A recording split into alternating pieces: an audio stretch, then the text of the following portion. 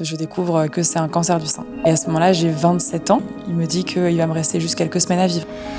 Et en fait, radioactivité en moi, je me suis évanouie.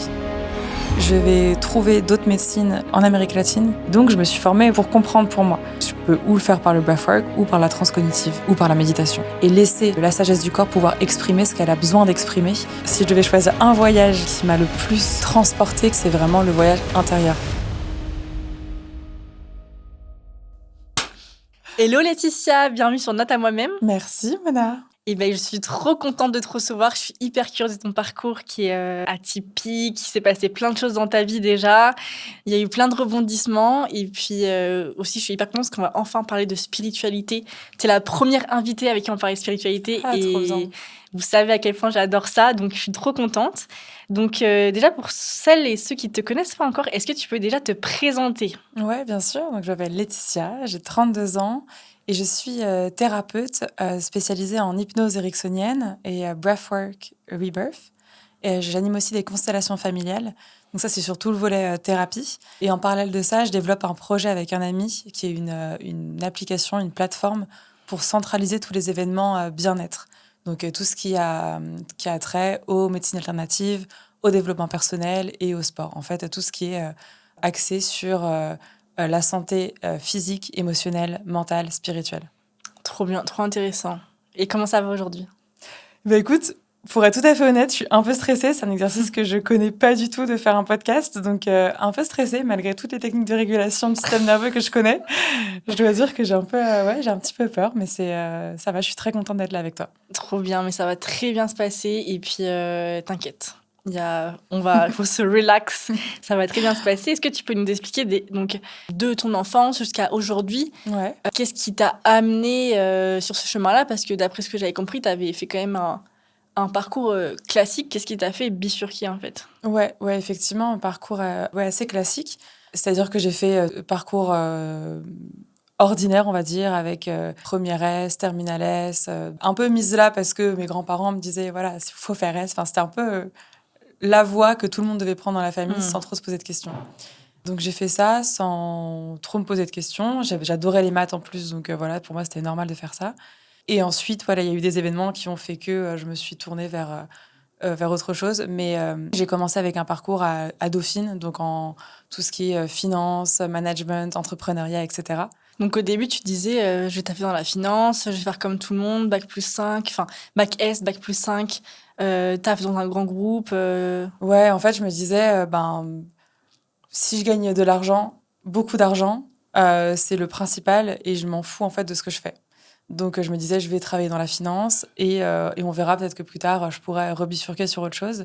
Et je me posais pas vraiment de questions. En fait, j'ai en parallèle de ça toujours eu beaucoup d'attrait pour le fait de vivre à l'étranger parce que petite, j'ai grandi en fait entre la France et l'étranger. Trop bien. T'as fait quel pays ?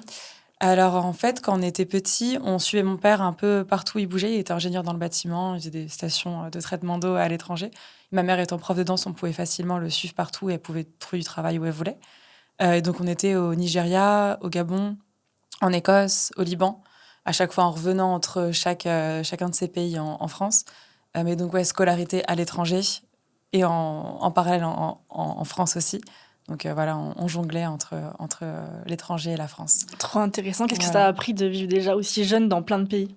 Qu'est-ce que ça m'a appris ? Évidemment, la possibilité de s'adapter facilement, je pense. L'ouverture, tu vois, aux autres. Ne pas juger l'autre quand il y a des différences, tu vois, en termes de culture, etc. Et ça, c'est hyper important, tu vois, en tant que thérapeute, de ne pas juger l'autre qui est en face de toi. C'est la base, mais malheureusement, dans pas mal de thérapies que j'ai pu voir, on voit certains jugements de certains thérapeutes. Et ça, que je trouve un peu dommage. Donc ça, je pense que ça m'a beaucoup aidé là-dessus. Et en parallèle de ça, c'est l'ouverture, avoir des choses nouvelles au voyage. Mais en fait, ce que j'ai découvert plus tard, mais on pourra y revenir après, c'est que ces voyages, ils sont incroyables, vraiment tous magnifiques.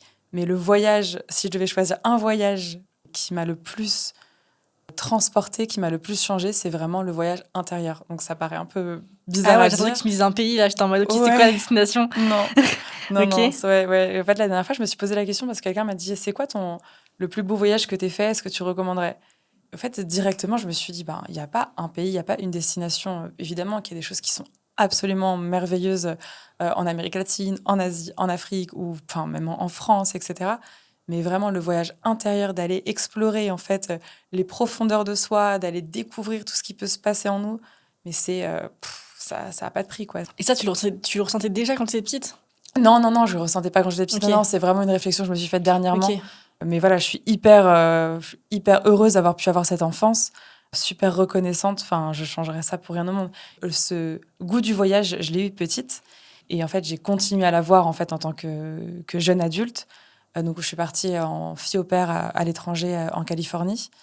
Je suis revenue en France. Après, je suis partie en Uruguay pour faire un échange universitaire. Et c'est en Uruguay en fait que j'ai eu ce déclic de me dire, ah, en fait, c'est pas gagner de l'argent, gagner beaucoup d'argent le plus important. Donc là, t'étais à Dauphine à ce moment-là? Ouais, j'étais à Dauphine à ce moment-là. Je faisais ma licence, ma 3e année de licence, je crois. Ouais, c'est ça. Et en fait, c'est en Uruguay où j'ai découvert d'autres choses et je me suis dit non, là, c'est pas ça. Et je suis revenue avec plus du tout cette mentalité de il faut faire de l'argent pour être heureux. Et c'est quoi qui t'a fait déclic là-bas? C'est le mode de vie là-bas, c'est les gens, les rencontres que j'ai faites là-bas. Il y a vraiment, il y a un mois avant l'Uruguay et après l'Uruguay. Pour la petite anecdote, quand je suis rentrée en Uruguay, ma mère a pleuré en me disant « Mais Laetitia, on te reconnaît pas, on dirait une hippie !» Mais non. Ouais, je pense que j'avais changé dans ma manière de m'habiller, etc. et dans ma manière de penser. Mais voilà, en tout cas, moi, je m'y retrouvais plus à ce moment-là, en tout cas. Ok, mais ça, tu sais pas exactement c'est quoi là-bas qui t'a fait te transformer?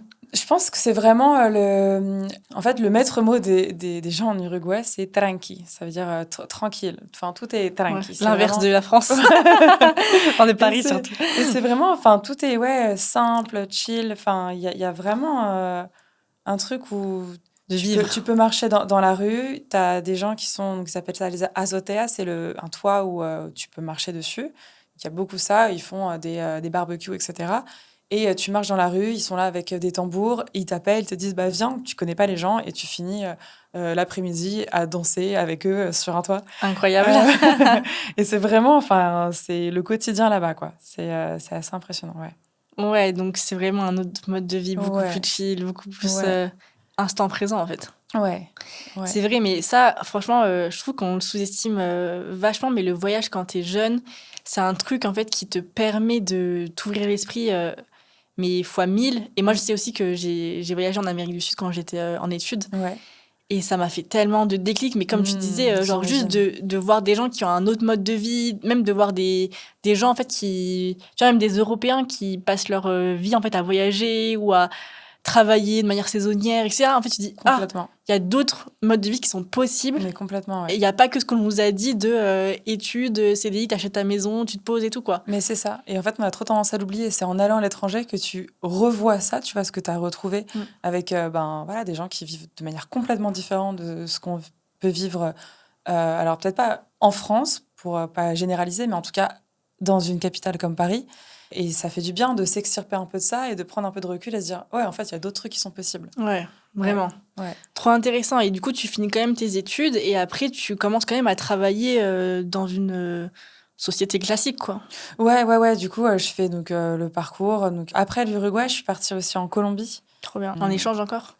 Ouais, en fait, j'ai réussi à refaire un échange un peu improbable. Normalement, tu fais qu'un échange à Dauphine. Et il y a eu un souci, je vais passer les détails, mais j'ai réussi à... Ils ont créé un master aménagé pour moi, où je repartais à l'étranger, ce qui était parfait pour moi, 1 an entier. Et donc, je suis partie en Colombie, j'ai eu la chance de partir en Colombie. Et là, il y a eu un autre point aussi pour moi. Je ne sais pas si je peux trop en parler là, mais j'ai découvert en Colombie les champignons que j'appelle médicinaux. Donc, j'allais cueillir dans la nature avec mon ex-compagnon de l'époque qui savait les reconnaître. Et donc, on mangeait des champignons médicinaux, donc on appelle ici hallucinogènes. Moi, je préfère le terme médicinal. Et je pense qu'il y a vraiment eu un autre changement, un autre switch. Ouais, un autre switch, vraiment un déclic de « Ok, là, j'ai accès à ça, j'ai accès à un monde plus grand. Il y a quelque chose à explorer en plus. » Mais là, T'avais déjà pris des trucs Non, avant et tout en non, France? non, T'étais pas dans non, ce délire-là de base? non, pas du tout. Non, j'étais pas du tout. Non, non, j'avais pas tenté Et quoi, c'est juste le truc. ton mec de l'époque qui t'a dit ça te dit de tester? Ouais, Comment ça s'est alors passé? lui, il connaissait bien ça. En tout cas, ces champignons-là, de cette région-là spécifiquement, parce que lui, il est colombien. Et donc, on est parti un week-end juste camper dans la nature. Et voilà, on en a trouvé en fait sur le chemin, on se baladait, on en trouvait. Et dès qu'on en trouvait, on en mangeait. Ah Et ouais? ouais. Et donc, la première fois, j'étais un peu dans l'appréhension. Et en fait, en voyant ce que ça faisait et l'absence d'effets secondaires, je me suis dit, waouh, Mais ça c'est fait assez quoi du coup? impressionnant. C'est vraiment une connexion avec tout ce qui t'entoure. C'est vraiment connexion avec plus grand que soi. Tu vois, Corinne Sombrin, je sais pas si tu sais bien qui est Corinne Je Sombrin, vois mais en qui c'est, tout mais cas, tu peux réexpliquer. ouais. Alors, Corinne Sombrin, elle est à la base ethnomusicienne et elle part en Mongolie pour enregistrer des sons. Il y a un livre, un film qui est fait sur sa vie qui s'appelle Un monde plus grand. Et au fait, au son du tambour, qui est joué par le chaman, elle se transforme, elle a une métamorphose en loup. Et c'est tellement fort que le chaman doit la frapper pour qu'elle sorte de cette transe. Oui, et là, Euh, en fait, la première fois, elle a été surprise. Elle savait pas que ça allait lui faire ça, c'est c'est ça ça? exactement. Ouais, C'est elle ça savait pas du tout. son histoire, c'est qu'elle a Ouais, été pour faire un reportage. ouais, Et en fait, elle a eu ce son. ouais. Et de nulle part, enfin nulle part, Ben, elle a, sans qu'elle anticipe ce qui allait se passer, en fait, elle s'est transformée en loup. c'est ça, elle est rentrée dans une transe vraiment très très profonde et les chamans lui ont dit ben, vous avez quelque chose de particulier, Waouh. il faut que vous veniez vous former chez nous. Et elle y allait, je crois, peut-être que je me dis une bêtise, mais il me semble que c'est pendant 8 ans, elle allait se former là-bas. Et quand elle est rentrée en France, elle a dit à son psychologue ben voilà, j'ai eu accès à un monde plus grand, j'ai vu ça et ça et ça. C'était un truc de fou. Et le psy lui a dit je vais vous envoyer vers mon collègue psychiatre. Mais Voilà, non, ouais. Et elle s'est pas démontée puisqu'elle a créé un institut de recherche autour de la transe et elle a créé une formation sur la transe cognitive auto-induite. Donc, c'est comment induire une transe par sa simple volonté, auquel je me suis formée avec elle. Waouh. Et donc, ça, c'était vraiment exceptionnel aussi, mais on pourra y revenir. Tout ça pour dire que voilà, donc c'est l'accès à un monde plus grand. Mais C'est alors, pour par ça que exemple, j'aime bien t'as flipper l'impression là-dessus. d'être un peu défoncé quand tu prends un champignon ou pas? Alors non, en fait, tu es en pleine maîtrise de toi. Donc, après, alors là, attention, hein, là, je vais parler des champignons que moi, j'ai testés en Colombie, que j'ai trouvés moi-même dans la nature, et pas des champignons qu'on peut acheter à Amsterdam ou Ok. dans d'autres endroits. Donc, il y a vraiment une différence. Puis après, de champignon en champignon, Ouais, il y toi, a ton expérience. voilà, moi, c'est mon expérience On ne avec recommande ceux-là. pas aux gens de faire ça. Exactement, Ouais. voilà. Moi, c'est vraiment ceux-là de manière spécifique.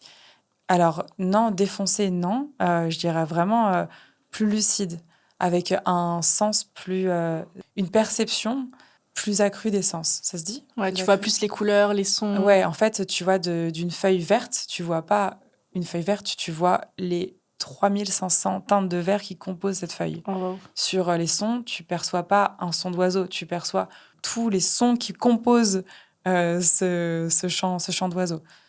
Tu comprends s'il y en a un qui est en train de parler, je sais pas si on peut dire ça dans l'oiseau, ou s'il y en a plusieurs. Tu perçois absolument tout. Et tu vas aussi ressentir une connexion en fait avec ce qui t'entoure, avec la nature. Donc moi, c'était vraiment avec la nature, c'est-à-dire que je pouvais pas toucher d'argent, je pouvais pas toucher un téléphone portable. J'avais plus du tout envie même d'entendre une voiture, ça me faisait très bizarre. Donc on était vraiment ouais dans la nature et à vraiment Ok. profiter de cette connexion avec la nature. Et c'est le même effet que la transe, du coup? Alors en fait, pour moi, quand tu prends des champignons, tu arrives à un état altéré de conscience. Et il y a plein de manières d'arriver à des états altérés de conscience. Mais en état altéré de conscience, il va y avoir des similitudes sur ce que tu vas percevoir, sur ce que tu vas voir, sur ce que tu vas comprendre, sur les insights que tu vas pouvoir avoir. Après, ce qui va changer, c'est que quand tu vas prendre quelque chose comme des champignons ou quelque chose comme de l'ayahuasca, qui est beaucoup pris en Colombie, au Pérou, même au Brésil aussi, parfois l'expérience est tellement forte que tu vas récupérer certaines choses que tu veux avoir, que tu veux garder pour toi dans le monde physique, mais tu n'arrives pas à bien à tout intégrer. Alors que ça, encore une fois, c'est mon point de vue. Hein. Mais quand tu vas avoir des expériences avec des techniques qui ne nécessitent pas de substances exogènes que tu prends en dehors de toi, ça va être plus simple de récupérer en fait les intuitions, les messages que tu vas pouvoir recevoir. Ok. Donc là, tu découvres les champignons, tu Ouais. découvres un peu un nouveau monde. Ouais. Et quand tu rentres en France, t'es quoi? T'es encore plus transformée? C'est quoi? T'es dans quelle vibe? Ouais, alors quand je rentre en France, je rentre pour pouvoir terminer mes études à Dauphine, pour pouvoir faire mon M2, un M2 entrepreneuriat. Ça m'allait super bien parce que c'était 3 mois de cours, 2 mois d'accompagnement d'un entrepreneur pour se lancer, puis 6 mois de stage, donc c'était assez court. Et moi, j'avais envie de commencer après à bosser. Et ouais, je rentre encore différente, évidemment, mais bon, comme n'importe qui ferait un voyage, je pense qu'évidemment, on apprend plein de choses de ces voyages-là. Mais je vais pas continuer l'exploration des médecines alternatives. Ouais, tu refermes un peu quand même le chapitre. Voilà, c'est ça. Enfin, en tout cas, je suis plus, je suis plus là-dedans. Ok, donc tu commences à bosser dans quel type de boîte? Et alors, je bosse pour une start-up qui s'appelle Job Teaser, qui permet aux C'est jeunes de connu. trouver du travail. Voilà, c'est ça. Donc là, t'as un peu le truc métro, boulot, dodo, vie Voilà. parisienne. Exactement, c'est ça. Je suis pas super transcendée d'être à Paris, mais j'ai tous mes amis ici, j'ai ma famille, donc ça me va, je suis bien à Paris, mais j'ai quand même envie de repartir. Et je reste là parce que du coup, mon compagnon de l'époque, qui est colombien, étudie et travaille en France, donc on reste là aussi pour lui, etc. Ok, et Voilà. qu'est-ce qui se passe après? Et qu'est-ce qui se passe après? Du coup, donc je suis dans cette boîte. Ça se passe bien dans le sens où voilà, j'ai pas à me plaindre, j'ai une équipe incroyable, enfin on est super amis encore aujourd'hui et j'ai énormément de chance pour ça. Il y a rien qui se passe mal dans la boîte, mais clairement c'est pas mon job de rêve. Et ce qui se passe, c'est que en l'espace de quelques jours, j'ai un sein qui triple de volume, vraiment en l'espace de 3 jours, qui triple de volume. Et je me demande ce que c'est. Et en fait, je découvre quelques jours ou semaines plus tard que c'est un cancer du sein. Et à ce moment-là, j'ai 27 ans. Je vais avoir 28 ans le mois d'après. Et là, c'est vraiment Enfin, ça tombe comme un coup près, quoi. Jamais je me serais attendue à ça. Waouh. Et il est dû à quoi, ce cancer du sein? Ah bah, bonne question. Parce que du coup, donc, évidemment, c'est la question que je pose aux médecins. Parce que je me dis, 27 ans, un cancer du sein, c'est pas anodin, d'où ça sort. Et donc, quand je demande aux médecins, comment ça se fait que j'ai un cancer du sein à 27 ans, ils me répondent, mot pour mot, on ne sait pas trop, parce que dans votre cas, vous ne prenez pas la pilule, vous ne fumez pas. Donc, la seule chose qu'on voit, c'est un choc émotionnel. Déjà, quand il te dit tu prends pas la pilule, c'est un peu Ouais. red flag. Ouais, là, quand il me dit ça, déjà, en fait, il n'y a rien qui va dans la phrase. Vous ne prenez pas la pilule, donc ça veut dire qu'est-ce qu'ils reconnaissent que la pilule ont des effets secondaires. Voilà, exactement. Et ensuite, ah oui, ils me disent aussi, et vous n'avez pas de prédisposition génétique, parce qu'on avait fait un test génétique, je n'avais pas de prédisposition génétique. Que souvent, c'est héréditaire. Ouais. Voilà. Bon, après, on voit avec l'épigénétique que même ce qui est héréditaire, on peut le transformer et on peut ne pas activer certains gènes. Mais en tout cas, ils me disent que j'ai pas de prédisposition génétique et qu'ils voient rien d'autre qu'un choc émotionnel. Donc là, je me dis, ok, et est-ce que vous en savez plus? Et ils s'en savaient pas plus. Ils me disent, non, choc émotionnel. Donc je me dis, ok, donc la médecine allopathique n'a pas de réponse à mes questions. Donc moi, j'ai envie de me tourner vers d'autres choses, que j'ai envie de comprendre la cause. Je sais que la médecine allopathique, elle va tout faire pour travailler sur le corps physique. Mais donc la médecine classique, quand tu dis oui, c'est ça. Ouais, la médecine classique. L'allopathique, parce qu'elle va vraiment venir administrer des traitements pour anéantir la maladie. Mais en fait, qu'importe le corps de la personne, c'est-à-dire que les chimiothérapies, ça va être hyper néfaste pour le corps. Donc ça va évidemment être ciblé sur la maladie, mais ça va détruire plein d'autres trucs dans le corps. Voilà, exactement. D'où la perte de cheveux, etc. Donc voilà, donc on me dit ça, on me dit en gros, qu'ils savent pas, quoi. Donc moi, je pense, ok, eux, ils vont travailler sur le corps physique. Moi, j'ai besoin, pour pas que ça revienne, de travailler sur le corps émotionnel, sur le corps mental, et le corps spirituel.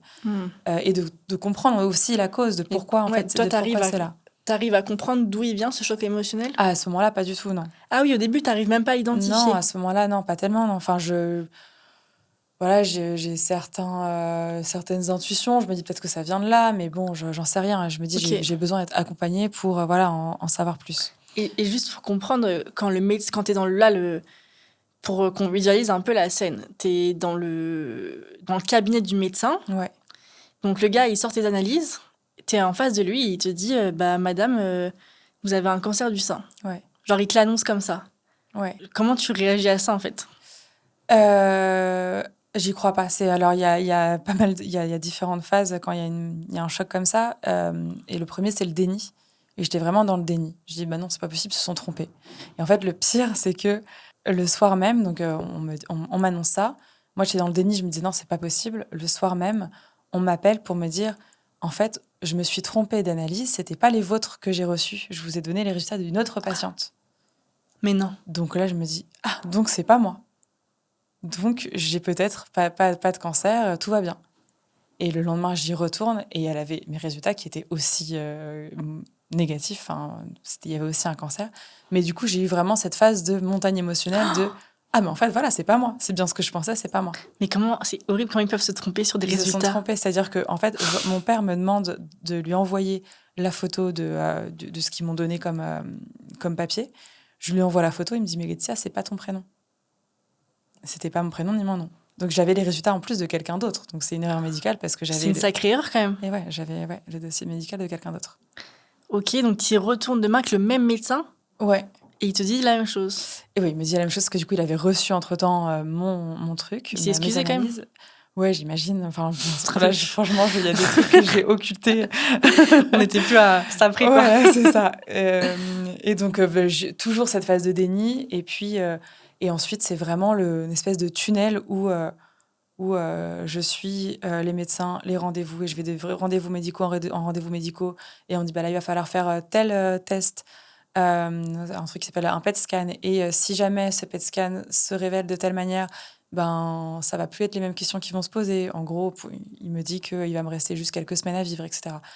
Mais non. Ouais, si, si. Et donc là, enfin, en fait, c'est un enfer, c'est un cauchemar. C'est un cauchemar. J'ai l'impression que c'est faux, quoi. Ah oui, donc on te fait quand même comprendre directement que t'es peut-être face Bah, à en fait, la ils mort, disent, quoi. bah ouais, ah oui, complètement, ouais, ouais, ouais. Ils disent, bah là, en tout cas, il faut commencer les chimios, il faut commencer d'ici 2 semaines. Parce qu'en fait, plus on est jeune, plus les cellules se développent rapidement, et les saines et les cancéreuses. Et donc, il faut Oh, commencer waouh. très rapidement les Et là, traitements. t'étais à quel stade quand on t'a découvert? Stade 3, C'est avancé. ouais. Mais alors que le truc, il s'est développé en quelques Ouais, jours. en quelques Mais jours, tu l'avais ouais. déjà, mais juste tu voyais pas. Alors, en fait, au tout début, j'ai vu une médecin qui m'a donné des antibiotiques. Et c'était pas des antibiotiques qu'il fallait. Donc, il y a eu... ça a pris du temps, en fait, avant de bien Diagnostiquer. le diagnostic a pris un peu de temps. Et quand je te dis, bah, peut-être qu'il te reste que quelques semaines à vivre, Bah là, il faut que je fasse du coup ce, ce PET scan. Donc un PET scan, c'était horrible. On me dit, c'est des analyses. On me dit, bon bah là, je vais injecter la radioactivité en vous. Donc déjà, la formulation est atroce. Vraiment, je revois cette personne qui me dit ça. Il disait là, il va falloir que je ferme la porte parce que vous devenez radioactive. Donc on doit fermer la porte. Et on se retrouve dans une salle où on doit rester 45 minutes le temps que la radioactivité soit en nous. Enfin, quoi, c'est un rayon? c'est en fait c'est un liquide qu'on met Ah ouais? pour pouvoir voir s'il y a des métastases. Ok. Et là, donc, on met dans une petite pièce pendant 45 minutes où tu n'as pas le droit de lire ou d'avoir un portable ou rien parce qu'il ne faut pas fixer le regard quelque part. Enfin, donc voilà, je fixais sur le mur. Et en fait, radioactivité en moi, je me suis évanouie. Donc, je me suis évanouie. Et j'arrivais pas Pendant le truc?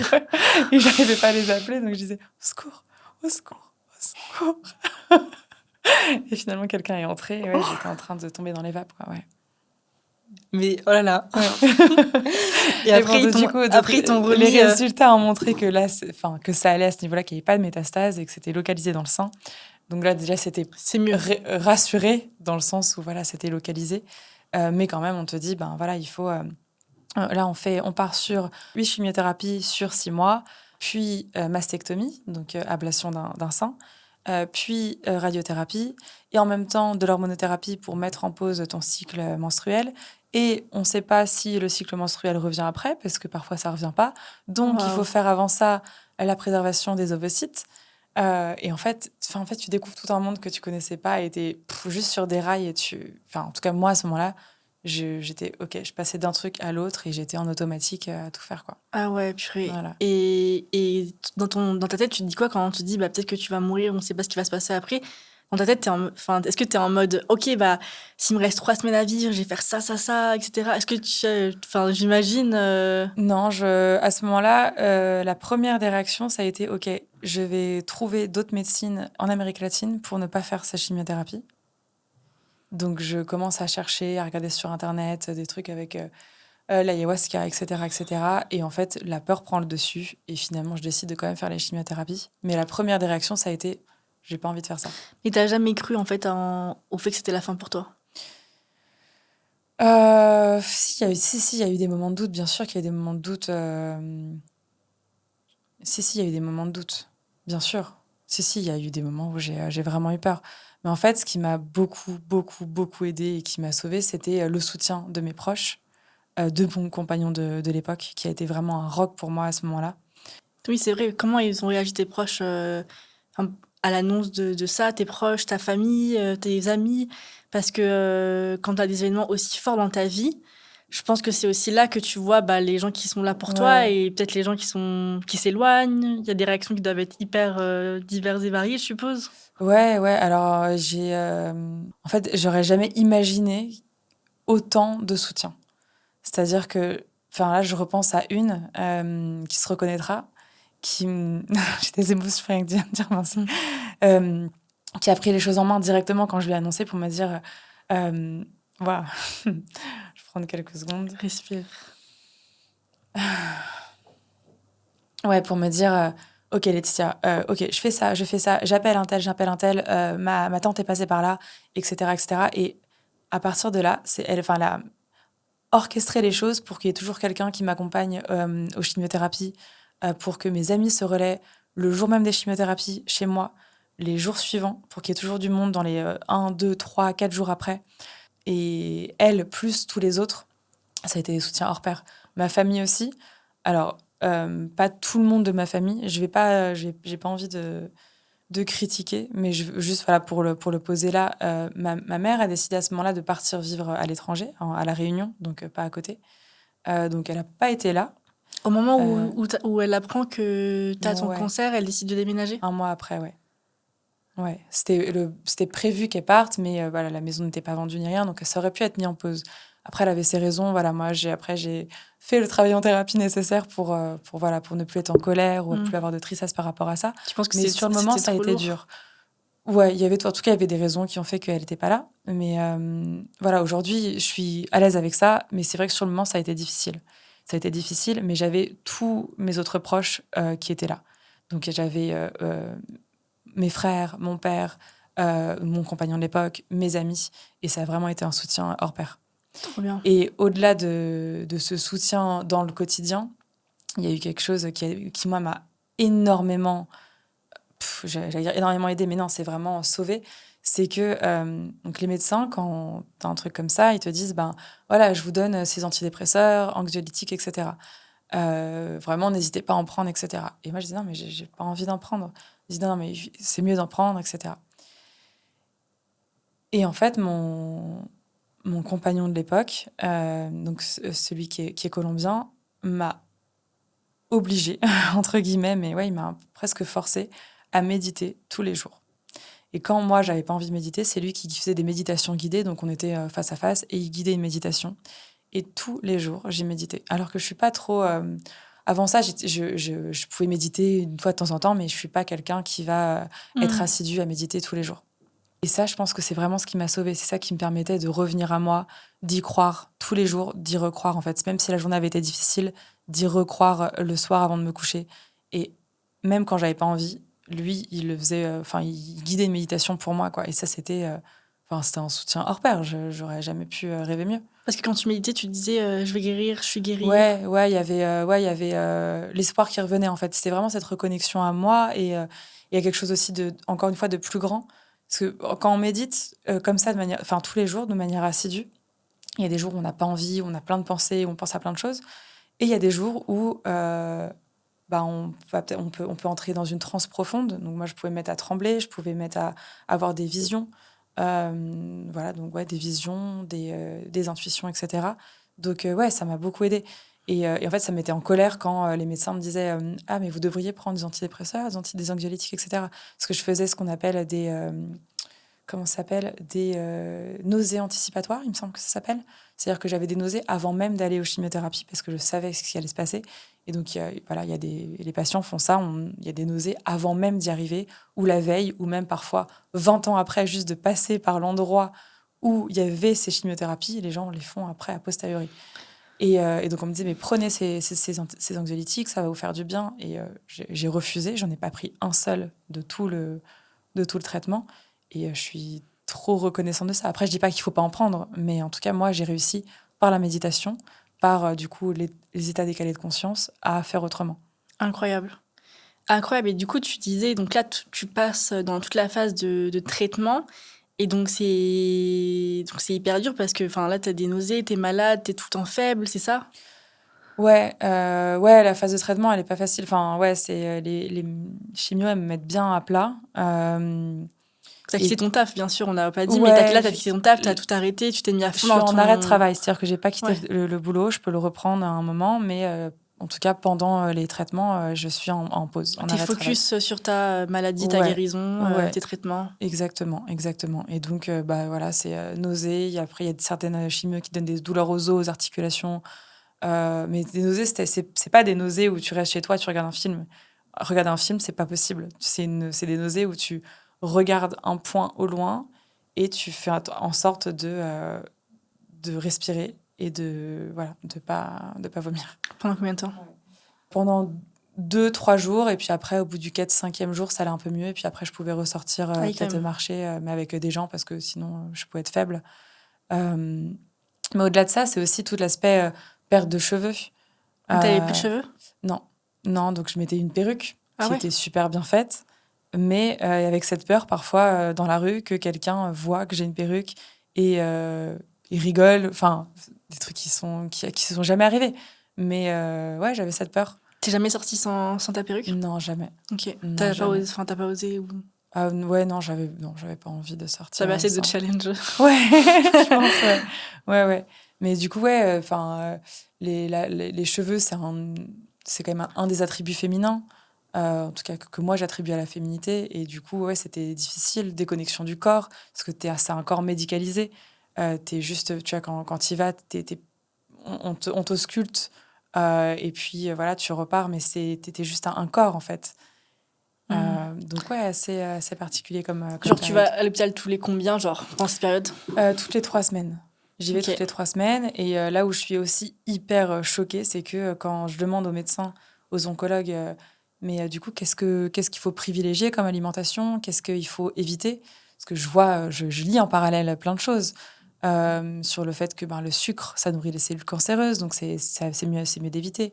Tout ce qui est lait aussi, produits laitiers, parce que pour les hormones, etc., charcuterie, etc.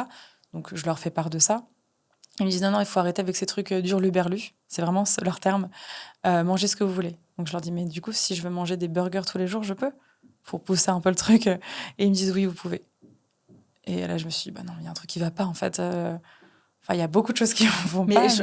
en vrai, c'est abusé à quel point ils sont contre toutes les médecines alternatives. Enfin, moi, Voilà. plusieurs fois aussi, j'ai été confrontée, à toute autre mesure, mais Ouais. plusieurs fois, j'ai été confrontée à des médecins où je leur dis, ouais, j'ai vu une naturo pour ça, ou j'ai vu même un coach de sport pour ça et tout. Et à chaque fois, ils se braquent en mode, non, mais eux, ils savent rien et ils ont pas à vous donner de recommandations, ils sont pas médecins et tout. Et ouais. Et vraiment, pour eux, c'est tant que c'est pas scientifique, tu vois, Et ouais. de la vraie médecine pure, il y a un vrai clivage, alors que c'est sûr qu'il y a un monde où les deux se Mais complètent, les bien deux sûr, sont performants, bien etc. sûr. Pour moi, c'est la médecine, et la médecine allopathique fait partie de ces médecines, mais au même titre que les autres, en fait. Et bien sûr qu'il y a un monde, comme tu dis, tu vois, où ça peut cohabiter, se rejoindre, qu'ils pourraient dialoguer entre eux. Et bien sûr qu'il y a des choses à faire, évidemment. Mais du coup, donc là, toi, en parallèle, donc tu fais aussi tes propres recherches, tu fais tes propres découvertes sur d'autres médecines, et c'est à ce moment-là que tu vas un peu plus en profondeur sur les médecines alternatives, c'est ça? Ouais, alors en fait, je termine les chimiothérapies. Je voulais pas, j'avais un peu peur en fait de tester des médecines alternatives en même temps que les chimiothérapies parce que j'étais vraiment très, très faible. Donc j'attends quand même la fin des chimiothérapies et juste avant du coup, la mastectomie puis la radiothérapie, je découvre par mon ex-compagnon qui me dit: «Tu devrais essayer le Cambo». Le Cambo, c'est une médecine qui vient d'Amazonie. On appelle ça la vacuna de Amazonas. C'est du coup le vaccin de l'Amazonie. C'est une grenouille qui, quand elle est un peu stressée, elle libère du venin. Donc, il n'y a pas besoin de la tuer pour utiliser le venin. Si elle est un peu stressée, elle le libère. Et en fait, on va venir brûler avec un petit bâton incandescent la surface supérieure de l'épiderme et poser le venin de cette grenouille pour que ça vienne en fait directement entrer dans le système lymphatique. Et ça va venir renforcer le système immunitaire. Voilà, encore une fois, là, je ne suis pas en train de dire il faut faire ça. Moi, en tout cas, c'est ce que moi j'ai fait. Et je ne sais pas dans quelle mesure ça m'a aidé. Moi, j'ai l'impression que ça m'a aidé. Tu l'as fait en France? Ouais, je l'ai fait en France. Ok. Voilà. Et alors, ça fait mal? Parce que tu me dis ça brûle. Alors, le moment où tu brûles, en fait, c'est comme quelqu'un qui te brûle parce qu'il y a sa cigarette, tu vois, qui s'approchait de toi. Ouais. Donc, c'est très rapide. Par contre, au moment où on met le venin, ouais, ça brûle bien, bien, bien. C'est surtout après, en fait, tu as 2 phases qu'on appelle phase rouge et phase blanche. Phase rouge, donc avec l'accélération du rythme cardiaque. Donc, et tu deviens vraiment très rouge et tu as très, très chaud. Et puis ensuite, décélération du rythme cardiaque avec la phase blanche. Et tu expulses ce qui doit être expulsé, ou en vomissant ou en allant aux toilettes selon les personnes. Et moi, j'avais beaucoup de choses à expulser avec toutes les chimiothérapies parce que c'est quand même des trucs qui sont assez nocifs pour le corps. Donc moi, j'avais besoin aussi de ça pour pouvoir te régénérer. Voilà, ouais, exactement. Exactement, ouais. Ok, mais et du coup, tu sais pas à quel point ça t'a aidé dans la guérison Non, je sais pas parce qu'il n'y a pas d'études, tu vois, Ouais, qui bien ont été sûr. faites. Donc la personne qui m'accompagnait m'a dit, il y a des études qui montrent la corrélation entre guérison du cancer du sein et du pancréas et l'utilisation de Cambo. Mais j'ai jamais vu ces études, c'est possible, mais j'en sais rien. Voilà. Ok. En tout cas, moi, c'est ce que j'ai fait à ce moment-là. Ok, donc après, tu arrives à la fin du traitement et donc là, on t'annonce que t'es guérie. Alors ouais, alors avant ça, pendant le Cambo, je me retrouve à aussi utiliser le Bufo, qui est une autre Un autre médecine. truc, ok. Voilà. Je fais un petit aparté là-dessus quand même, enfin je fais un petit focus parce que c'est important pour la suite. Donc je découvre le Bufo, qui est un crapaud du Mexique, qui produit sur sa peau de la DMT. Okay, donc C'est quoi DMT? Alors, la DMT, c'est une substance qu'on produit naturellement, que la glande pinéale produit naturellement, qui est responsable des rêves, des visions qu'on peut avoir en méditation aussi. En fait, on dit que la production de DMT, la plus forte, c'est au moment de la naissance et de la mort. C'est pour ça que tu as des personnes qui parlent de near-death experience, qui vont revisualiser des parties de vie ou toute leur vie, parce que tu as une production de DMT à ce moment-là, une grosse production de DMT. Et cette DMT, on peut aussi l'activer, nous, par la respiration, mais on pourra y revenir juste après. Et du coup, donc, avec ce Bufo, tu prends cette DMT que tu fumes et tu as une expérience d'expansion de conscience assez forte, pour ne pas dire très très forte, qui est assez courte, qui dure entre 15 et 45 minutes. Et c'est vraiment tu pars très loin, très très loin. Tu vois quoi? Beaucoup de choses. Sur ta vie, ta propre vie? Non, oui. Tu vois beaucoup de choses sur... tu te connectes à encore plus grand que toi. Ok. Mais c'est vraiment... c'est un peu comme si tu étais propulsé dans une autre dimension. Mais t'es allongée, les yeux fermés ou t'es... Ouais, t'es allongée, les yeux fermés. Je pense que tu peux ouvrir les yeux. Moi, j'avais les yeux fermés en tout cas à ce moment-là. Et ouais, tu vois plein de choses en fonction des... En fait, j'ai pas envie de rentrer dans les détails parce que ça va vraiment appartenir à chacun en fonction de son expérience, de son vécu, etc. Et puis moi, ça m'est très personnel, donc je vais pas forcément le dévoiler ici. Mais voilà, tu pars très très loin. Et pourquoi je veux parler de ça? Parce que moi, je me suis dit, waouh, c'est un truc de fou, là, ce à quoi j'ai eu accès.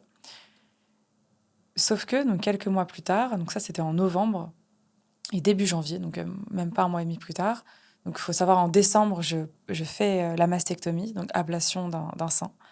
Déjà, je pars à un des rendez-vous pour préparer cette opération en me disant, je ne veux pas faire cette opération, je sens que je suis guérie. J'ai pas envie de faire cette opération.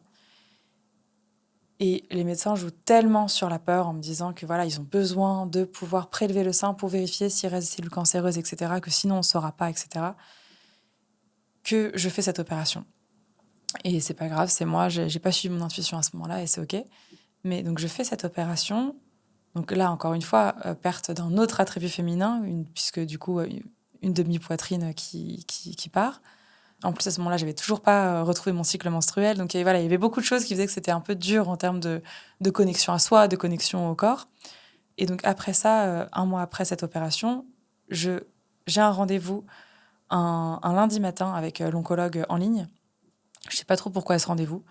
Mais en tout cas, j'ai rendez-vous avec lui. Et le soir même, j'ai ma première séance de breathwork qui est en ligne aussi. Et donc, j'ai ce rendez-vous avec lui. Et en fait, c'est un rendez-vous où il m'annonce que je suis guérie. Il me dit, il est super étonné. Il me dit, je vous avoue que c'est assez rare, mais il n'y avait aucune cellule cancéreuse. Ça arrive vraiment très, très rarement qu'il en reste plus du tout. Et donc là, je comprends que c'est bon, quoi. Et donc, je me dis, j'aurais pu éviter l'opération, mais là, le plus important, c'est que je sois guérie. Et puis là, et en même temps, il me dit, mais du coup, là, on va continuer à mettre en pause votre cycle menstruel parce que, voilà, c'est mieux, etc. Et je dis, ça, par contre, non. Il me dit, comment ça, non? Je dis, ça, non, j'arrête les traitements sur l'hormonothérapie. Et donc, il voit que c'est un non ferme. Il me dit, j'insiste pas, vu que dans votre cas, c'est pas vraiment hormonodépendant. Donc, je me dis, mais comment ça? Enfin, ça veut dire que il me ferait faire un truc alors que c'est pas forcément obligatoire de le faire. Enfin, vraiment, il y a rien qui va. Enfin, j'aurais plein de choses à dire d'autres dans comment j'ai été accompagnée. Mais donc, je suis un peu très bien. De toute façon, j'arrête. Très bien. Et donc, pour moi, c'est vraiment une renaissance à ce moment-là. Et le jour même, du coup, le soir même, j'ai ma première séance de Breathwork Rebirth, donc qui est une technique de respiration qui permet de travailler sur la régulation du système nerveux et qui permet aussi souvent d'atteindre des états altérés de conscience, des états un peu modifiés de conscience et d'avoir des clés de compréhension sur certaines choses de notre vie, parfois des réminiscences d'un passé traumatique ou libération d'émotions, etc. Enfin, c'est très complet comme technique. Et c'est sur cette première session, moi, je pense, ça va pas marcher sur moi, c'est juste de la respiration. Voilà, je m'attends vraiment à rien. En plus, c'est en ligne, donc je me dis, c'est en ligne, ça va encore moins marcher. 20 à 25 minutes se passent, 30 minutes, il se passe rien. Je me dis, je vais arrêter. Et je sais pas pourquoi, je continue quand même. Et là, au bout de, je dirais 35 minutes, peut-être un peu plus, là, de nouveau, je pars. Mais vraiment, je m'envole. C'est-à-dire que je m'envole. Et je m'envole de la même manière, sinon plus qu'avec le bouffon. Mais non. Et là, vraiment, je vois beaucoup, beaucoup, beaucoup de choses. Je comprends beaucoup, beaucoup de choses. J'ai beaucoup de clés de « OK, il faut que tu fasses ça, il faut que tu fasses ça », comme des messages, tu vois, de « là, il faut que tu fasses ceci, cela, etc. » Et là, je sors de cette session et on était une centaine dans cette session et je décroche le micro pour dire « là, il s'est passé un truc de fou ». En plus, ce matin, je viens d'apprendre que j'étais guérie du cancer, donc c'est une renaissance. Et en plus, ce que je savais pas, c'est que le thème de ce breathwork était renaissance. Wow. Et là, en fait, il y a une part de moi qui se dit, mais en fait, on a tout en nous, sans avoir recours à ces substances exogènes, pour arriver à ces clés de compréhension, à cette connexion à plus grand que soi. Et je me dis, waouh, en fait, tout est en nous. Oui, parce qu'avant, tu avais utilisé du coup des substances spécifiques pour être dans des états comme ça. Exactement. Et là, juste avec ta respiration, tu as réussi à atteindre un niveau incroyable, quoi. Exactement, ouais, c'est ça. C'est ça. Et c'est ouf que ça ait marché dès la première fois pour toi. Ouais. Alors, en fonction des personnes, bien sûr, il y en a qui ont besoin de peut-être 1 ou 2 sessions, ou parfois plus, parce que il y a le mental qui est très présent, et du coup, il y a besoin d'abord de s'accoutumer à la pratique, etc. Donc voilà, ça va vraiment dépendre, tu vois, du contexte de chacun. Mais ouais, moi, dès la première session, c'est OK, là, il se passe un truc de fou. Il faut que je me forme à ça. Donc, je m'inscris. Ah oui, direct. Je m'inscris à la formation, je sais plus si c'est le jour même ou le lendemain. Mais ouais, je m'inscris à cette formation. Et en l'espace de 10 jours, je fais cette session. Parce que voilà, je me dis, il faut que j'aille plus loin. Pour te former ou là, juste pour toi? Non, cette session pour moi. C'était un sommet en ligne de la femme, du coup, qui m'a formée après. Comment elle s'appelle? Lucille Fauque. Ok. Voilà. Et à chaque fois, les 7 sessions, à chaque fois, tu retrouvais l'état. Ouais, alors des trucs très différents. Ok. En fait, ça peut être très physique, donc avec des ressentis dans le corps, ça peut aller de simples fourmillements, ou des picotements dans les mains, à des vagues d'énergie que tu ressens dans tout le corps. Ça peut être des changements de température, ça peut être de la tétanie, donc un figement des muscles. Ça, c'est pour l'aspect très physique. Après, tu peux avoir de grosses libérations émotionnelles. Et moi, j'avais beaucoup, beaucoup de colère et de tristesse à évacuer, comme tant d'autres, avec tout ce qui s'était passé. Je pense même par rapport à ma mère, j'avais aussi de la colère, peut-être de la rancœur aussi. Il y avait beaucoup, beaucoup de choses à processer. Donc là, tu pleures, tu cries pendant les séances, c'est ça? Ouais. Je pense que mes voisins se disent qu'il y a Qu'est-ce qui se passe? une folle en dessous qu'il faut envoyer à l'asile, peut-être, malheureusement. Mm. Mais moi, ça, c'est hyper libérateur, en tout cas, à ce moment-là. Hyper, hyper, hyper libérateur. Et du coup, je commence la formation dans la foulée, en explorant en parallèle d'autres choses, comme les constellations familiales et d'autres techniques. Tu t'es formée à quoi en tout? C'est quoi toutes les formations que tu as aujourd'hui? Alors, la toute première à laquelle je me suis formée, qui était juste avant le breathwork, c'était le Reiki. Ok. Ça, c'était vraiment pour moi, pour pouvoir avoir moins d'effets secondaires pendant les radiothérapies. Parce qu'ils m'avaient dit, voilà, on fait appel à des coupeurs de feu. Et moi, je me suis dit, je peux le faire moi-même. Et du coup, je me suis formée au Reiki pour ça. Et j'ai eu aucun effet secondaire pendant toute la phase de radiothérapie. Parce que tu t'es fait sur toi-même les trucs. Voilà, c'est Ok. ça. Donc, Reiki, ensuite, donc, Breathwork Rebirth. Et ensuite, après ça, les constellations familiales. Et puis, l'hypnose ericksonienne. Ok. Voilà. Trop bien. Voilà. Et les constellations familiales, ça a été. Donc, l'hypnose ericksonienne, je connaissais déjà avant le cancer. J'avais déjà travaillé sur une phobie des rongeurs que j'avais, et maintenant, j'ai Ok. plus cette phobie des rongeurs grâce à ça. Et les constellations familiales, c'était nouveau pour moi. Je me suis retrouvée à Lyon, alors que je connais personne à Lyon, mais pour faire une journée de constellation familiale dont on m'avait parlé, mais comme ça, je savais même pas ce que c'était. Et là, je vois des gens tomber par terre, je vois des gens pleurer. Et là, vraiment, Mona, je me dis, Laetitia, il faut que tu trouves une manière de sortir de là. Ils sont tous fous. Je te jure, je pense, mais je me dis, mais peut-être qu'il y a une caméra cachée, limite parano, tu sais. Je dis, il faut vraiment que je parte de là. Et ça, c'est sur la première constellation dans laquelle je ne participe pas, je suis juste Ouais. observatrice. Est-ce que tu peux nous expliquer ce que c'est une constellation familiale, Ouais, peut-être? bien sûr. La constellation familiale, du coup, c'est une mise en représentation dans l'espace du système familial d'une personne. D'accord. Donc, on part du principe qu'on porte en nous des mémoires héritées de nos ancêtres qui vont se matérialiser dans le monde physique sous forme de mots MAUX. Et donc, parfois, il y a quelqu'un qui va me dire, je comprends pas, j'arrive pas à prendre ma place. C'est toujours les mêmes problématiques, que ce soit dans le pro ou dans le perso. J'ai vraiment cette thématique-là de prendre ma place. Et en fait, on va pouvoir poser sa constellation, c'est-à-dire travailler en groupe avec des personnes qui vont représenter le père, la mère, la personne, etc., pour voir ce qui se joue à un niveau transgénérationnel. Ouais, ça enfin, je fais aussi une petite parenthèse que j'en ai déjà fait, on en avait parlé, et c'est vrai que c'est hyper puissant, et c'est quand même un truc qui est très spirituel dans le sens où tu sais pas d'où ça vient, mais comme tu dis, quand tu mets des personnes dans la pièce, en fait, il y a un truc enfin, comme toi, moi, la première fois que je l'ai fait, j'étais en mode, genre, vraiment, what the fuck, qu'est-ce qui se passe? Tu vois les gens qui ressentent des trucs. En plus, on te dit, ok, tu vas jouer le grand-père de je sais pas qui, la personne, tu la connais même pas, tu sais même pas son histoire, tu connais pas le grand-père, enfin bref. Et d'un coup, tu vas commencer à ressentir, il y a des gens qui crient, il y a des gens qui parlent, qui pleurent, et t'incarnes des personnages, et c'est très fou à regarder, comme tu dis. Hein. Ouais. Oui, mais c'est très puissant aussi. Ouais, c'est très puissant. Mais c'est vrai que quand on me demande mais comment ça marche, je dis, je ne sais pas. Ouais, mais même après cette expérimente. Même après m'être formée, ouais. C'est ouf. Mais du coup, en fait, quand tu l'expérimentes, tu comprends ce qui se passe. Et des personnes qui croient en des choses ésotériques ou pas du tout, ça marche à chaque fois. Et moi, à chaque fois que j'anime une constellation familiale, je me dis, mais est-ce que ça va marcher? Et oui, ça marche chaque fois. Incroyable. Mais c'est vrai que la première fois que du coup, on me choisit en tant que représentante, déjà, je vois que la fille qui va faire sa constellation doit prendre quelqu'un pour la représenter elle. Donc moi, je me cache, je me dis, non, il faut surtout pas qu'elle me choisisse. Vraiment, je me mets comme ça, je me dis, il faut pas qu'elle me choisisse. Et bim, elle vient me choisir. Et donc j'arrive devant tout le monde, la seule, là au milieu de tous. Et je me dis, mais tu vas rester planté comme un i parce que tu sais pas quoi faire. Et je me mets à tanguer, un peu comme un culbuto sur un bateau. Et là, je pense, mais Laetitia, arrête de faire ton intéressant. Tu fais ça parce que tu sais pas quoi faire. Donc j'essaye de rester, tu sais, de pied ferme, de bien droite. Et je ne peux pas.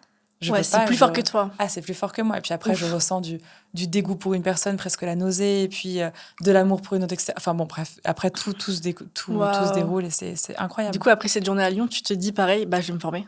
Ah ouais, parce que là, je tiens vraiment des clés de compréhension sur l'origine du cancer et le choc émotionnel.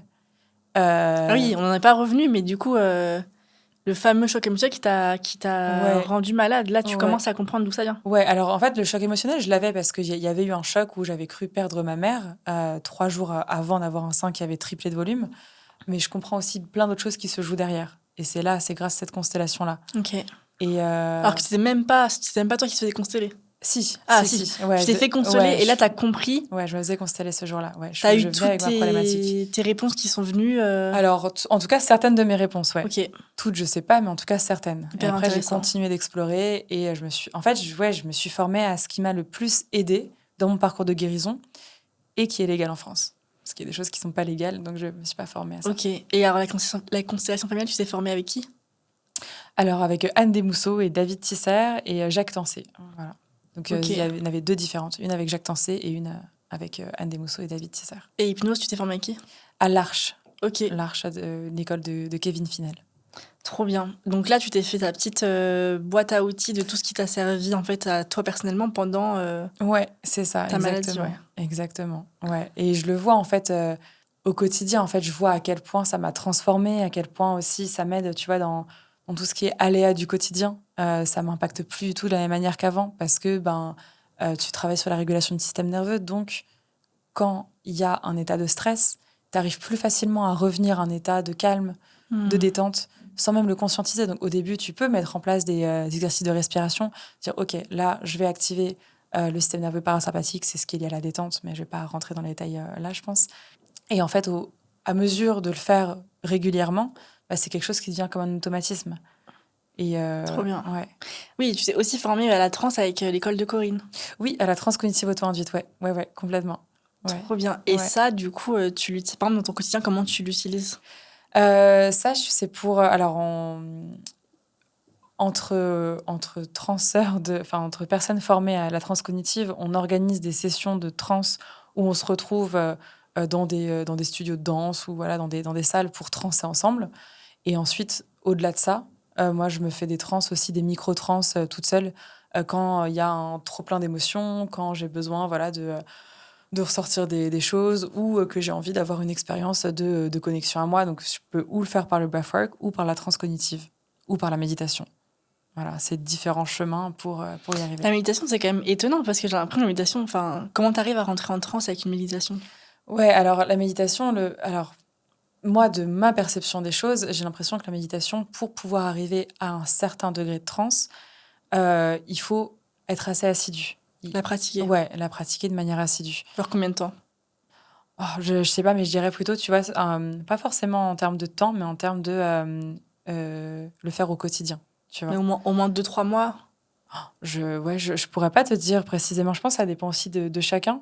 Toi, t'as fait pendant 6 mois, c'est ça? Ouais, moi j'ai fait pendant 6 mois. Tous les jours. Ouais. Mais Et déjà, au ouais. bout d'un mois, j'avais déjà des trucs qui venaient. Tu voyais la diff, ouais. Ouais. Et alors qu'avec le breathwork, en une séance, tu peux déjà partir très très loin et avoir des trucs que tu vois au bout de 3 mois, tu vois, de méditation. Mais peut-être que pour certaines personnes, c'est très différent et que en l'espace de quelques jours ou semaines, ils voient déjà des choses en méditation, je sais pas. Ok, trop intéressant. Et du coup, donc, tu t'es formé à tout ça, t'as appris que tu étais guérie, etc. Et donc là, enfin, je suppose que tu te dis pas, je vais retourner dans mon taf salarié et reprendre ma vie comme avant. Bah non, effectivement. Je pense que là, tu te dis, enfin, t'as complètement changé de mindset, de manière de voir la vie, je suppose. Ouais, en fait, au tout début, je me formais pour comprendre aussi comment Ouais. certains trucs marchaient. Tu vois, l'hypnose, j'avais envie de comprendre. Ça m'avait beaucoup aidé aussi. Les constellations familiales, j'avais envie de comprendre comment ça marchait parce que ça me paraissait complètement perché. En fait, je me disais, mais c'est quoi ce truc? Et donc, je me suis formée voilà, pour comprendre pour moi. Et puis, en fait, de fil en aiguille, j'ai commencé à accompagner des personnes, puis d'autres personnes, etc. Et donc, je me suis dit, pourquoi pas aussi, moi, accompagner de la même manière qu'on m'a accompagnée et que ça m'a énormément aidée. J'avais aussi envie de, moi, pouvoir accompagner. Donc là, c'est là que tu as commencé à devenir vraiment thérapeute. Voilà, exactement. Et du coup, je suis partie en octobre dernier, là, il y a 7 mois, 8 mois, 9 mois, quelque chose comme ça, en Thaïlande, sur une petite île, pour développer mon activité. Voilà, pour prendre le temps pour moi, pour développer mon activité en ligne. Du coup, à ce moment-là, toutes mes clientes et mes clients en ligne. Waouh. Voilà, maintenant, depuis que je suis rentrée il y a 1 mois et demi, je fais aussi du présentiel, mais la majeure partie est en ligne. Ouais. Ok. T'es partie où en Thaïlande? À une île qui s'appelle Koh Phangan, qui est hyper connue pour tout ce qui est full moon. Et en fait, ce qu'on ignore, c'est qu'il y a toute une partie qui est hyper faite et toute une partie qui est tous les trucs de healing. Donc, tout ce qui est breathwork, constellation familiale, yoga, etc., etc. Il y a tout ça là-bas. Et ce qui est marrant, c'est que tu vois, les deux parties ne cohabitent pas. C'est-à-dire qu'en moi, en l'espace de 7 mois et demi, j'ai vu 0 personne bourrée. Waouh. Voilà. Mais ça, c'est ouf parce que du coup, tu t'es dit, vas-y, je pars sur cette petite île en Thaïlande toute seule, avec mon ordinateur, et je vais développer mon activité de là-bas. Oui. C'est ouf, quoi, la vie de rêve, non? Enfin... Oui, mais ouais, après, j'avoue que quand je suis arrivée, je connaissais personne là-bas. J'étais jamais allée en Thaïlande de ma vie, ni en Asie. Enfin, si, à 2 ans, peut-être quelque part, mais je me souvenais plus. Ouais. Et donc, je sais pas si ça allait me plaire. Donc, je suis arrivée avec mes 2 valises, avec tous mes livres, etc. Comment t'as choisi? Comment j'ai choisi? Je sais pas. T'as fait là. Écoute, pour être honnête, je pense que j'avais entendu quand même qu'il y avait des digital nomades à Koh Phangan.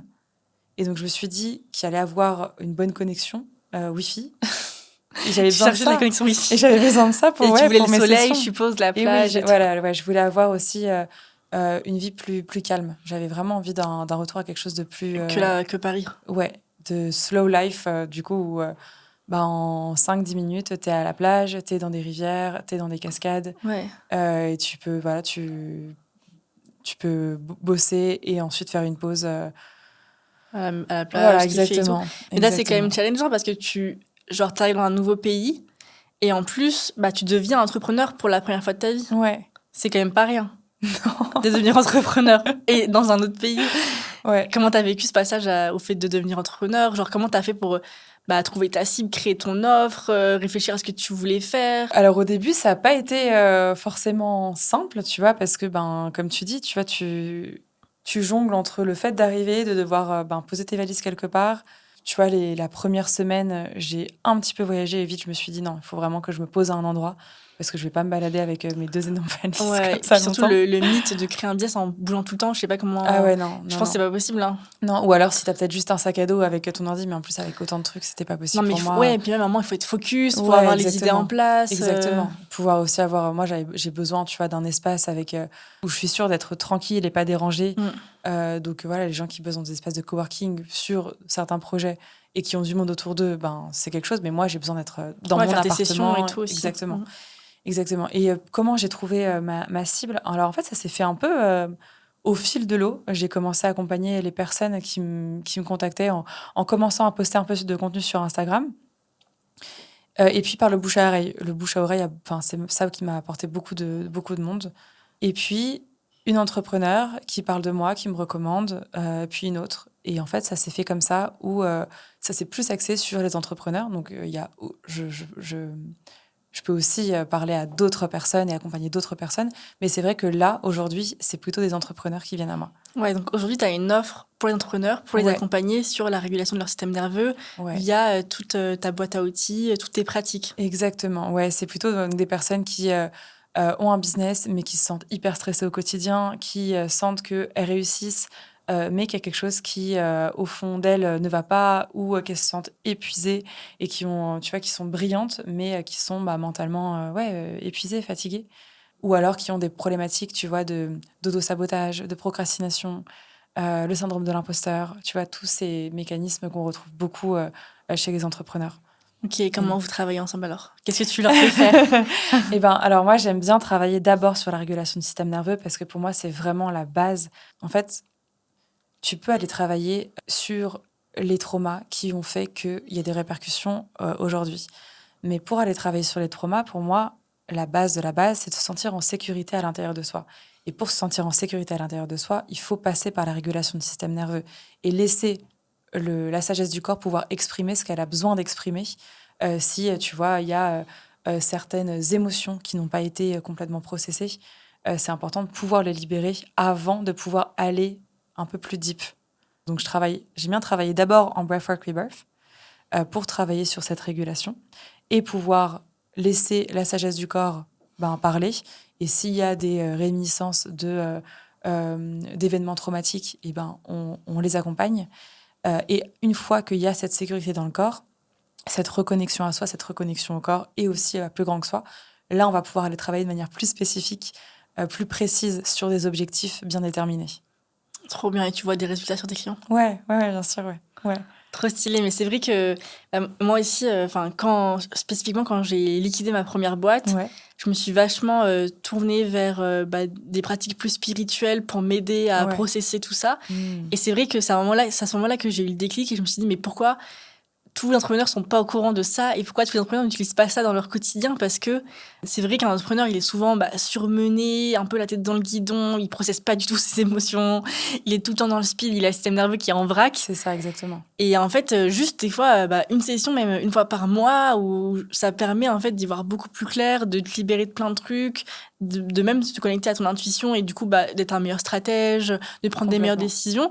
Et c'est vrai que j'avais vraiment eu ce déclic, mais de pourquoi on m'a pas dit plus tôt que ça marchait, quoi. Et je pense qu'il y a un vrai truc à faire entre entrepreneuriat et spiritualité qui est trop intéressant. Ouais. Mais toi, comment tu vois le truc pour réussir en fait à démocratiser cette pratique dans le monde de l'entrepreneuriat?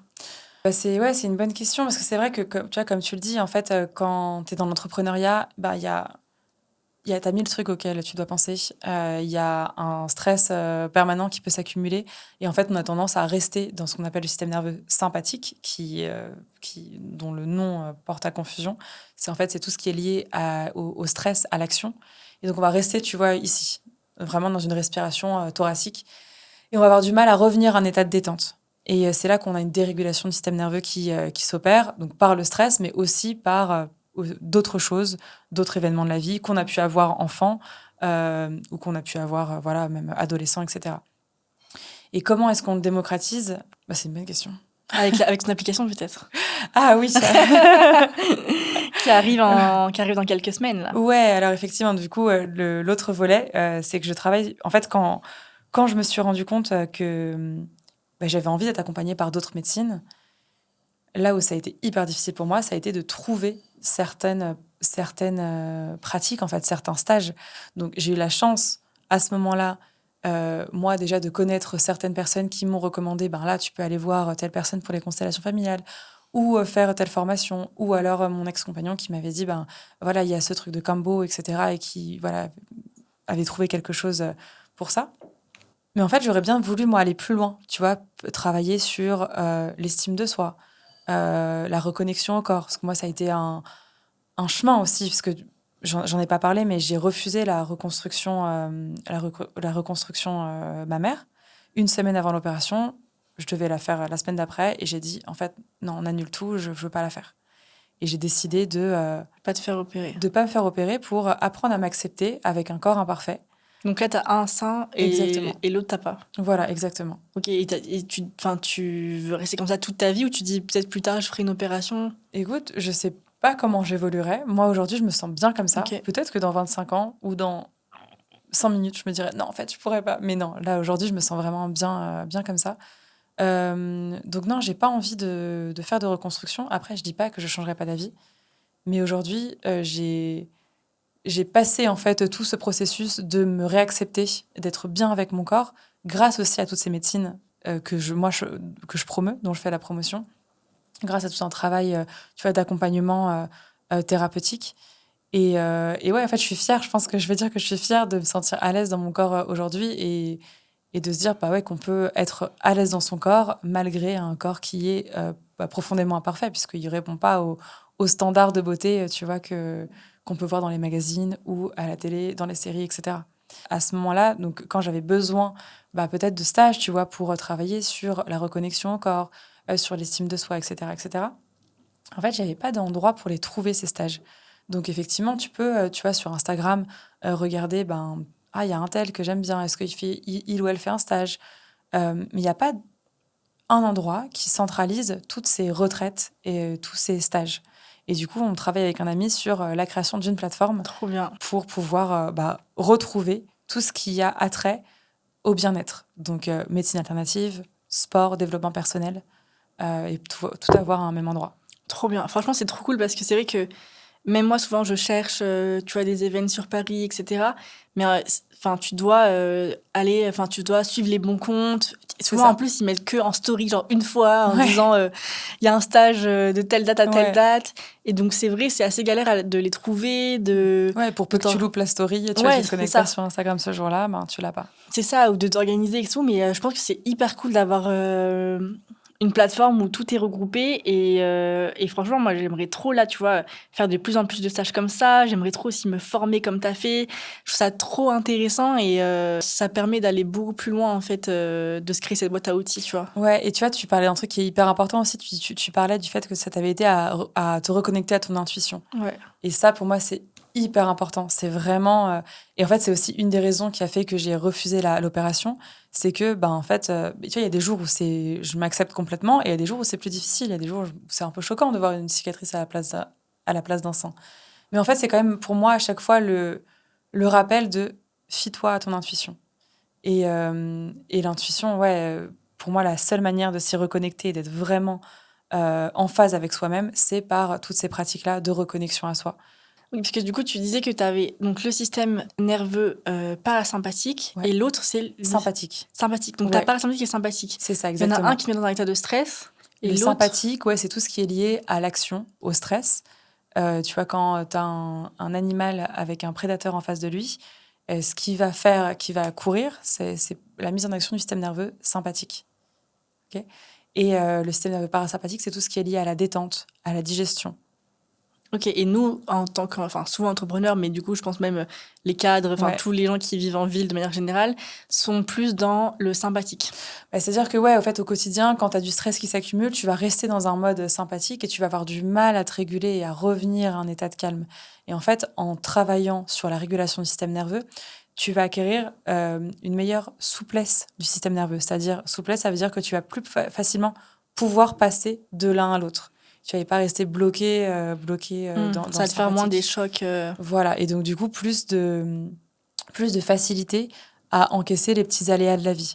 Tu vois, un exemple, après la Thaïlande, je devais partir en Australie. J'avais mon billet, donc on était voilà, lundi, je devais partir en Australie le lundi. J'avais mon visa pour la Thaïlande qui se périmait. Et je me suis rendu compte que j'avais pas fait de visa pour l'Australie Oh my god. et qu'il me fallait un visa. Et le temps de faire le visa, j'avais pas le visa à temps. Et donc j'arrive le lundi matin, il fallait que je parte du pays le jour même. Et j'aurais pu, tu vois, j'aurais pu être hyper en stress. Et en fait, je rigolais, j'étais hyper détendue malgré la situation. Et je pense que, évidemment, tu vois, que ça m'a aidé toutes ces pratiques. Et finalement, Ouais. j'ai décidé de rentrer en France. Je suis hyper contente. Au final, au tout dernier moment, j'ai eu mon visa, donc j'aurais pu partir en Australie. Mais j'avais choisi déjà la France dans ma tête. Et voilà, en fait, c'est juste un exemple de petits aléas de la vie Oui. où tu aurais pu dire oh, putain, mais qu'est-ce qui se passe? Mais comment je Oui, fais? t'aurais Mais pu je suis nulle, t'effondrer, etc. t'en vouloir. Exactement. Et moi, non, pas une seule seconde. Ouais, tu prends les choses bien, Ouais. t'es dans ton flot de vie, quoi. Voilà. Et apprendre à réguler ses émotions aussi, à Ouais. les accueillir, c'est super important.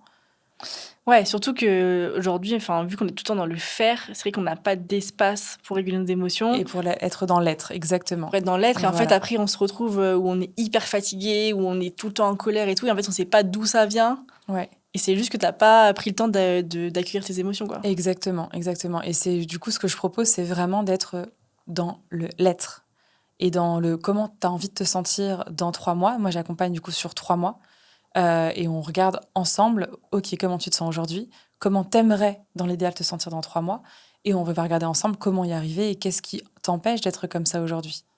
Trop bien. Et là, est-ce que t'as un petit conseil Bon, je vais faire plusieurs petits conseils. Est-ce que tu as un petit conseil déjà pour quelqu'un qui traverserait une maladie en ce moment Qu'est-ce que tu pourrais lui donner comme conseil?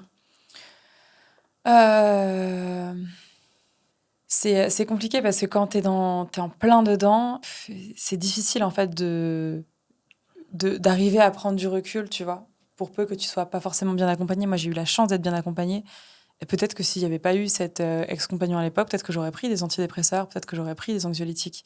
Mais si je pouvais donner un conseil, c'est de réussir à se faire entourer, si c'est possible, si c'est pas possible, par l'entourage proche, par peut-être des cercles, etc. Pas rester seule. Pas rester seule. Bon, moi, je t'avoue qu'au tout début, pour la petite anecdote, je voulais me faire accompagner par le psy de l'hôpital. Ouais. Et il a été vraiment odieux avec moi, pour être tout à fait honnête. Il m'a dit non. Et puis, là, de toute façon, là, il n'y a pas de place. Et revenez me voir à la fin des chimiothérapies. Parce que moi, j'avais besoin au tout début. C'était là qu'il y avait le choc et que j'avais besoin d'être accompagnée. Et finalement, la ressource, je l'ai trouvée dans mon entourage et dans la pratique de la méditation. Donc, si je pouvais donner un conseil à quelqu'un qui traverse la maladie, c'est d'être accompagné par des thérapeutes, ne pas hésiter à investir sur soi. C'est le meilleur investissement qu'on peut faire. Moi, j'entends trop souvent des gens me dire, des amis, me dire, ben ouais, non, mais j'ai pas l'argent pour payer 90 € ou 110 € un psy ou un autre type de thérapeute. À côté de ça, ils vont s'acheter un sac à 500 € ou un iPhone à 800 €. Donc, voilà, c'est une question de priorisation. Pour moi, c'est la priorité, c'est investir sur soi. C'est là où on va vraiment venir débloquer certains trucs, mieux se comprendre, pouvoir fouiller à l'intérieur de soi. Et parfois, c'est inconfortable. Parfois, on va venir remuer des choses qui sont pas forcément jolies ou agréables. Mais le but, c'est, tu vois, un peu comme de l'eau avec des choses qui sont un peu troubles au fond. Donc, quand on remue tout ça, c'est pas forcément beau. Et en fait, le but, c'est que ça ressorte, que ça émerge à la surface pour qu'après, l'eau, elle soit plus claire au fond. Et pouvoir s'y baigner et que ce soit plus limpide. Ok, trop bien. C'est ça l'idée. Donc, premier conseil, ce serait investir sur soi, en ne pas hésiter en se faisant accompagner et n'hésitant pas à se faire accompagner par des médecines alternatives, qu'on appelle alternatives, qui n'ont rien d'alternatif, puisque ça peut complètement être, tu vois, conjoint avec le reste, mais qu'on appelle aujourd'hui comme ça. Explorer, en fait. Peut-être Voilà, explorer et trouver ce qui te convient. Exactement, voir ce qui te convient, parce que ce qui convient à l'un ne peut ne pas convenir à l'autre. Moi, j'ai beaucoup de personnes qui viennent me voir qui me disent « Ah, ça fait 5 ans, 10 ans, même parfois 15 ans que je suis en psychanalyse et je suis devenue experte de mon problème, mais je ne sais toujours pas comment le régler. » Et effectivement, donc avec quelque chose de très mental, on peut mentaliser quelque chose et ne pas avoir forcément les clés pour aller au-delà. Et donc, à ce moment-là, peut-être aller sur d'autres pratiques pour aller peut-être travailler avec l'inconscient, des états un peu décalés de conscience, comme on le fait en hypnose ou avec d'autres pratiques. Là, je ne dis pas que c'est forcément l'hypnose, mais expérimenter pour voir ce qui convient à chacun. Ok, trop bien.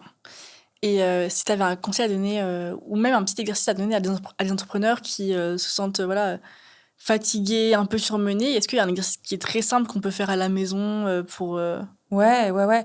Alors, un truc que j'ai pas du tout inventé, la cohérence cardiaque. Tu vas en faire 5 minutes par jour.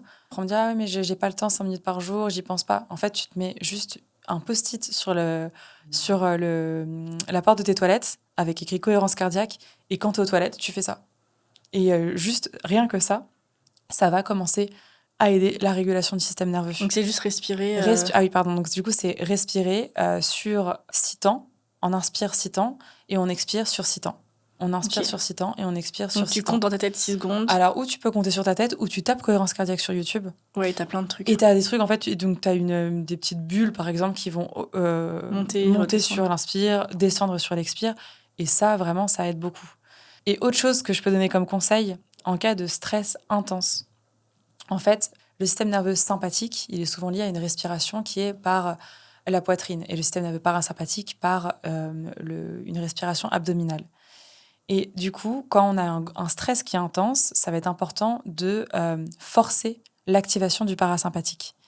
Du coup, quand il y a grosse anxiété ou tu vois une crise de larmes, par exemple, et qu'on n'arrive pas à réguler, il y a quelque chose que j'appelle la respiration d'urgence, qui va être d'inspirer sur 1 et d'expirer sur 2. Pourquoi ? Parce que tu vas forcer l'activation du parasympathique. Donc, ça donne...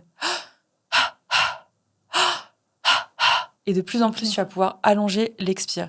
Donc au début, tu vas pas y arriver. Si tu es en train de pleurer, tu vas... Et petit à petit, tu vas...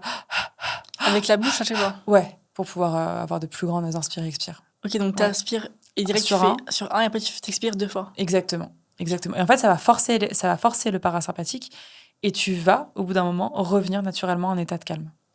Et ça, tu peux même le faire à la maison le soir. Complètement, ouais, complètement. Ok, trop bien. Ouais, d'ailleurs, moi, quand j'ai du mal à m'endormir, j'essaye de doubler le temps de mes expires par rapport à l'inspire. Donc, si j'inspire sur 3, je vais essayer d'expirer sur 6.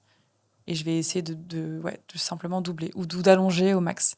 Et en 35 secondes, je m'endors. Trop bien, quel tips. On adore. Trop bien. Et dernier conseil, quel conseil tu donnerais à quelqu'un qui veut tracer sa propre route, qui veut créer son chemin unique?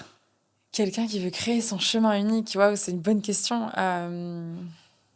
Moi, je parlerais de la reconnexion à l'intuition, tu vois, parce que, en fait, je pense qu'en nous, il y a toujours une petite voix où on sait qu'il y a des choses qui vont ou qui vont pas.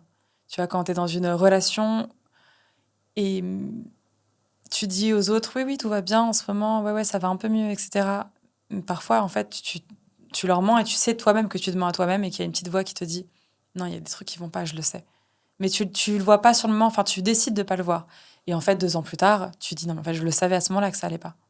Et donc, c'est écouter cette petite voix qui est là. Trop bien. Et si tu avais une note à toi-même à t'écrire aujourd'hui, ça serait quoi? Une note à moi-même à écrire aujourd'hui.